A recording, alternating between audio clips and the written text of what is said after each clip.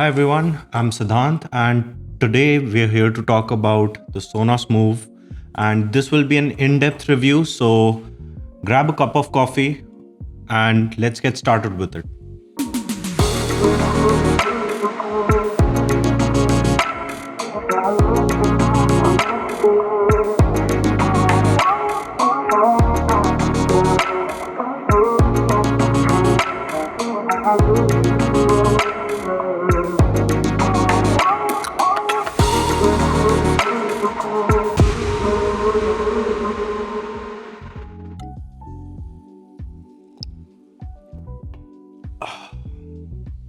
Okay, so let's talk about the specifications first.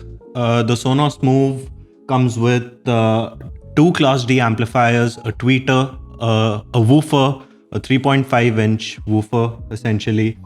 And we're looking at multiple microphones, capacitive controls at the top, and IP56 rating, along with Wi-Fi 5 with 2.4 and 5 gigahertz connectivity and Bluetooth.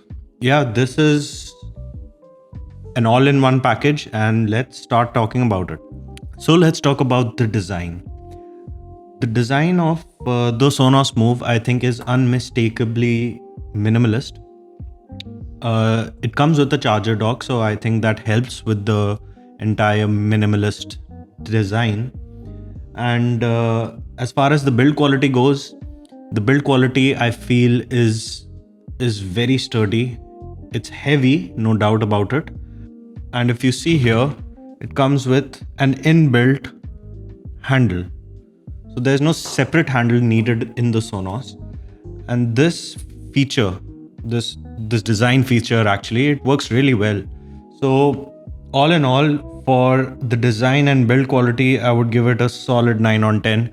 The only one point that I'm taking away for the Sonos Move is the grill. The grill cannot be taken out, it can't be cleaned. So as you can see, I've used it for nearly 2 years and it's incredibly dirty. And the top of it also is a real magnet to dust as well as oil. So if you have oily fingers, it's gonna show up. Apart from that, you can really abuse these speakers because of the rugged build quality. And as you can see from my own Sonos Move, it has been abused. So fair to say, it can take a beating. The entire bottom part of the Sonos Move is rubber, so it can withstand shocks. And the IP56 rating means that you can take it out in a slight drizzle, but you can't immerse it in water. And safe to say, I have tested it out. It's been in the rains and I've had no problems with it. So in the design and build department, I would give this a solid 9 on 10.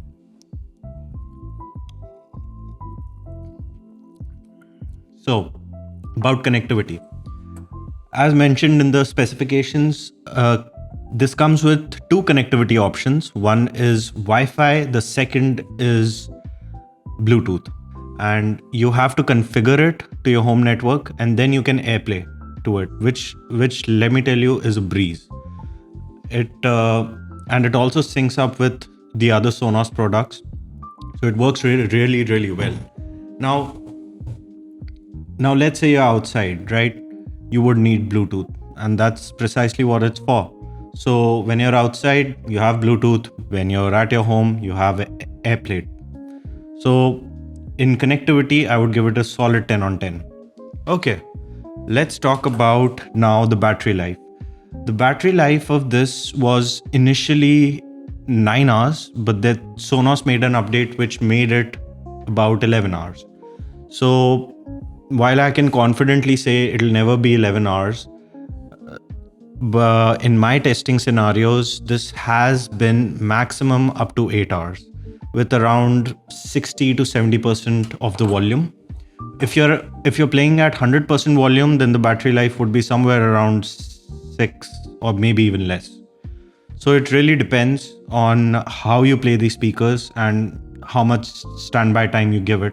But don't expect more than 8 hours tops. if you're playing at anywhere above 50% volume.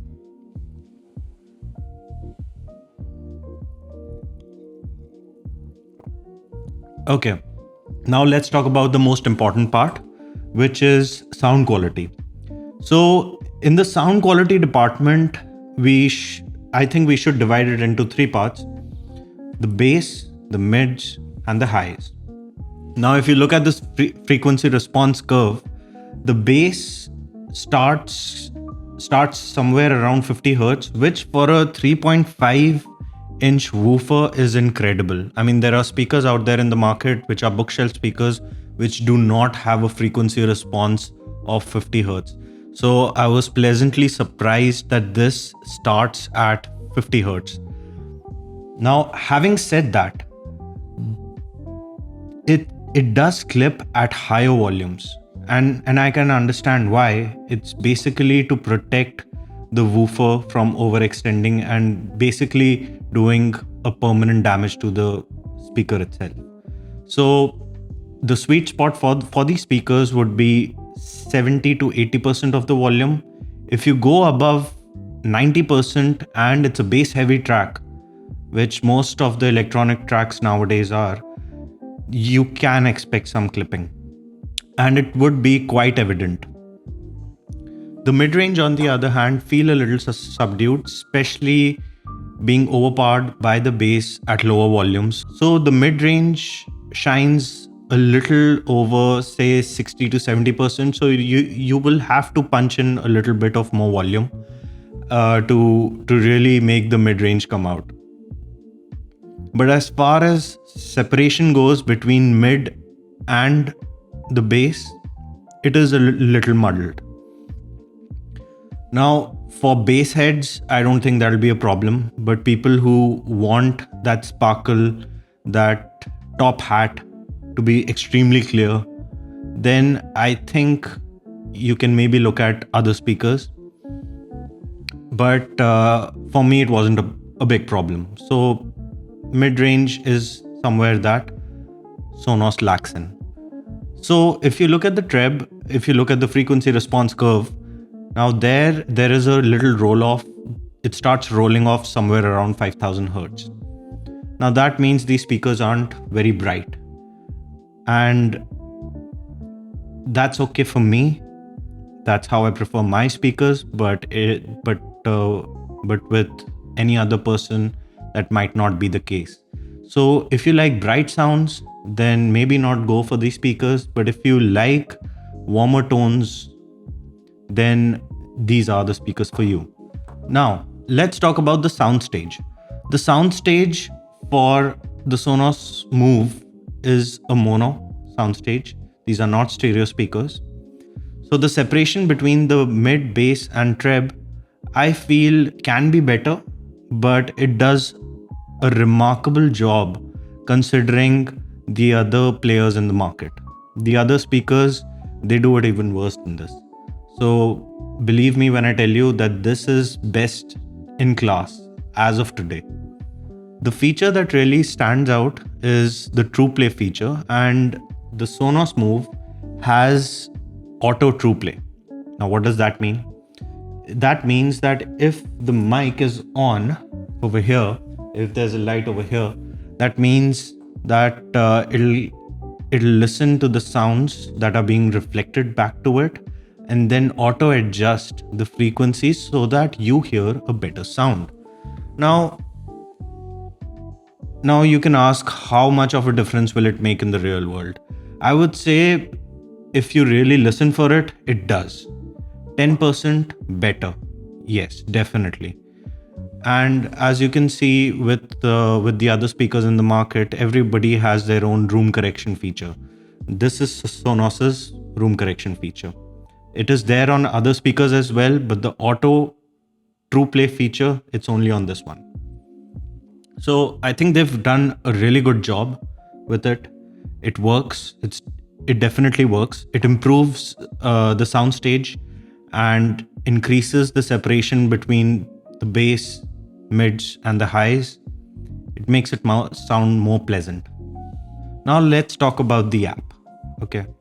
Now, the app is something that I am really disappointed with, and I think every other person would be, because the previous app that they had, the S2 app before the entire redesign, was working incredibly well, but they made an update somewhere last year, and it was just terrible. I don't know why they did it. I don't know which UX designer they hired, but it's incredibly complicated. It's hard to use, and it does not receive any praises as far as I know. So the app is a big disappointment. Having said that, you can always use the other apps that you use, like Apple Music or Spotify, and just play it directly as AirPlay, because the AirPlay feature always works in this. So, in my opinion, Sonos app, which is supposed to be the center of the user experience, is a big letdown. So, in the feature department, I would give it 7 on 10. I want to give it less, but since they've worked on the other features so well, and it's only the app, the 3 points that I'm cutting are only for the app, nothing else. Otherwise, everything is perfect with this. Now, in my personal experience of the Sonos Move, now I have taken these speakers everywhere I've gone, everywhere I've traveled. Let's say you're traveling alone, you're at a hotel, and the TV, the sound that comes from the hotel TVs, that's really, really, really crappy. Now, and you have to listen to vocals on that TV, it's just terrible, especially when it comes to movies. But if you're traveling with these, it's a whole different experience. So I would say, if you're a traveler and you can make the room for this speaker, it can't go into your carry-on. It definitely has to go into your check-in. So if you do travel with a check-in, this is a godsend, and I think this would really, really work. So if you're a traveler, I think this is a must buy for you. So go ahead and buy these without even thinking, and then connect it to the hotel TV and see what happens. Or even if you like watching movies on your laptop, if you're at home, connect these and see the magic happen. It's amazing. The experience becomes so much better. Now let's talk about the 3 things that I really like about these speakers. The first thing is the connectivity. Bluetooth and AirPlay, they always work no matter what, and it's just a breeze. Then I would say the design, where you can just pick these speakers up from anywhere and just move it around. It doesn't have a handle, it doesn't have those straps or anything. You don't need to pick it up like this. So this is really helpful, and I think it really works. A handle integrated into the design, that's really helpful. The last thing that I like about these speakers is its sound quality. Now Sonos has a signature sound, and you can't miss it. And these speakers do deliver on that promise. It's a speaker, and you have to love the sound of the speaker. Otherwise, I don't know why anyone would buy a speaker. If it's aesthetics, then I wouldn't understand, to be honest. But the first thing that you have to love about a speaker is the sound quality of it. So, in my opinion, I love its sound quality. Sure, it can be better, but in the market at this price point, there's nothing better than this. The first thing that I really don't like about the Sonos Move is the app. The app is just terrible. It's not easy to use. It's not easy to navigate through the menus or set up groups. It's just terrible. The second thing that I don't like about the Sonos is, it's a really weird thing, but if you drain the Sonos completely and then you charge it, it sometimes might have a problem. The light over here, which is here, it flashes, but there's no way of knowing how much it's charged. And that brings me to the third point. You cannot know how much the Sonos Move is charged. You can only know if it's connected onto your Wi-Fi network, You go into the app, and then you'll be able to see the charging icon, which tells you the battery percentage. Otherwise, through Bluetooth, there's no way of knowing, which I think is a real big letdown, because most of the Bluetooth accessories which are sold in the market, they show it right where the Bluetooth accessory is connected. So I think that's a feature that this should have, can have. I mean, it's just a software update, but I guess they skipped it.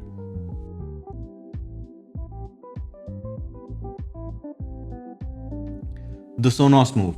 Should you avoid it, consider it, shortlist it, or just go ahead and buy it?